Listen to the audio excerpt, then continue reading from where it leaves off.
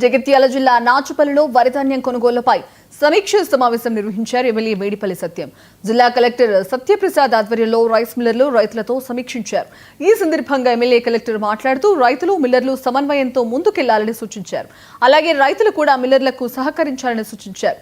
రైతులను ఇబ్బంది పెట్టొద్దని మిల్లర్లకు సూచించారు.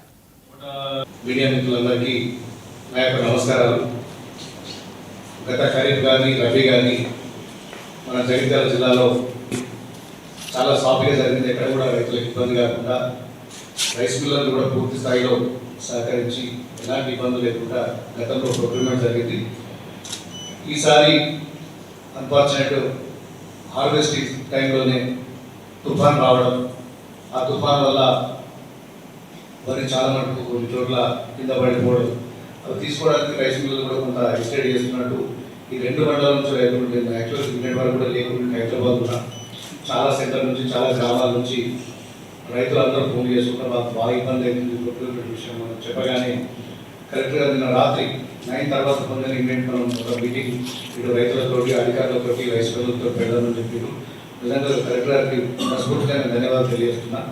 గతంలో మీరు ఏ విధంగా అయితే రైతులకు సహకరించారో రైస్ మిల్లర్ల యజమానులు ఈసారి కూడా అదేవిధంగా సహకరించాలి. ఎందుకంటే రైతులు రైస్ మిల్ ఇద్దరు కూడా ఇంటర్లింక్డ్, వాళ్ళుంటేనే మీరుంటారు, మీరుంటేనే వాళ్ళుంటారు. ఇంతకుముందు కలెక్టర్ గారు కూడా చెప్పారు. మన ముఖ్యమంత్రి గారు కానీ రాష్ట్ర ప్రభుత్వం కానీ రైతులకు ఉపయోగపడే విధంగా అన్ని రకాల కూడా తడిసిన ధాన్యం కొనాలి, అంగమాన ధాన్యం కొనాలి, ఎలాంటి జాప్యం జరగదు. రైస్ మిల్లర్ కూడా చాలా వరకు 3-4 రోజులు అన్లోడింగ్ ప్రాబ్లమ్స్ ఉంది. దానివల్ల రైతులు చాలా ఇబ్బంది పడుతున్నాడు. ఈ రైస్ మిల్లర్కి వచ్చిన వెంటనే అన్లోడింగ్ ఎక్కడ కూడా సమస్య రాకుండా చాలా మంది నాకు రెగ్యులర్గా ఒక 40-50 కాల్స్ ముఖ్యంగా కొడిమేళ మర్యాద మండలం చెప్తున్నాయి.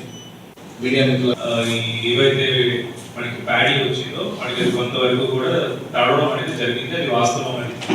బట్ ఇందులో మనం రైతులు చాలా మంది మాట్లాడారు, మిల్లర్స్ మాట్లాడారు. రైతులు మిల్లర్స్ మీద కొంతవరకు చెప్పడం జరిగింది, మిల్లర్స్ వాళ్ళ బాధలు కొంతవరకు చెప్పడం జరిగింది. బట్ ఫస్ట్ పాయింట్ నేను చెప్తాం అనుకుంటే ఏంటంటే మనం ఎక్కడ కూడా మనం ఇండిపెండెంట్ గా బతకండి.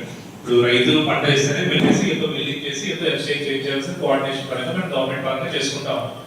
సో మనం ప్రాబ్లం అనేది నుంచి వస్తే ఫస్ట్ పరంగా మన మిల్లర్స్ నుంచి వచ్చిన ప్రాబ్లం అంతా కూడా ఎఫ్సీఐ పరంగా చెప్తా ఉన్నాం. మనం ఎఫ్సీఐతో మల్టిపుల్ టైమ్స్ మనం ఎఫ్సీఐ సీఎంతో మాట్లాడడం జరిగింది.